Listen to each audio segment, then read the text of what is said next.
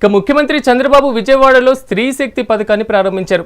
ఈ నేపథ్యంలో అనకాపల్లి జిల్లాలోని స్థానిక ఆర్టీసీ డిపోలో స్త్రీ శక్తి పథకాన్ని మేనేజర్ ప్రవీణ్ ఆధ్వర్యంలో నిర్వహించారు. ఈ కార్యక్రమానికి ముఖ్య అతిథులుగా హోంశాఖ మంత్రి అనిత, ఎమ్మెల్యే కొనతాల రామకృష్ణ ముఖ్య అతిథులుగా హాజరయ్యారు. అనంతరం జెండా ఊపి ఫ్రీ బస్సును అనిత ప్రారంభించారు. ముఖ్యమంత్రి తలపెట్టిన స్త్రీ శక్తి పథకం ప్రారంభించడం చాలా ఆనందంగా ఉందన్నారు. ఈ పథకం 85% పేద బలహీన వర్గాలకు ఉపయోగపడుతున్నటువంటి ఉద్దేశంతో కూటమి ప్రభుత్వం ఈ పథకాన్ని ప్రవేశపెట్టిందని అనిత పేర్కొన్నారు.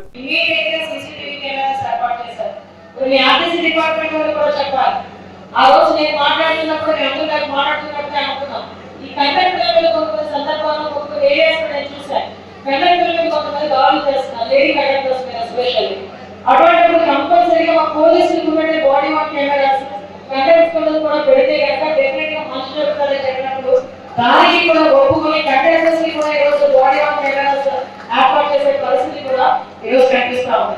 ఎందుకు ఇవన్నీ చెప్తున్నారంటే చాలా మంది వస్తారు, ఆ బస్సుకి లేదట, ఈ బస్సుకి లేదట, ఈ బస్సుకి లేదట అని అడుగుతారు. వాళ్ళు వచ్చి ఫీల్డ్ లో ఏ రోజు కూడా బస్సు అయితే కాపాడుకోవాలి. ఈ రోజు అందరికీ వాళ్ళు చెప్తారు, ఈ అనకాపల్లి డిపోలో 89% ఈ 5 బస్సులు ఎక్కువ చెప్తారు. జిల్లా ఒకటే కాదు, రాష్ట్రంలో మీరు ఎక్కడ తిరిగినా కూర్చొని చెప్పుకోవాలి. తల్లు మన బహుశా మీరు ఇంటి దగ్గర అక్కడే ఉంటారో తెలియదు కానీ బస్సుల్లో ఉంటారో ఇంటి దగ్గర ఉంటారో టైం బట్టి భోజనం అయితే పెడుతూ ఉంటారు. మాకు ఇంటి పిల్లలకి భర్తకి భోజనం పెట్టి చేస్తాం.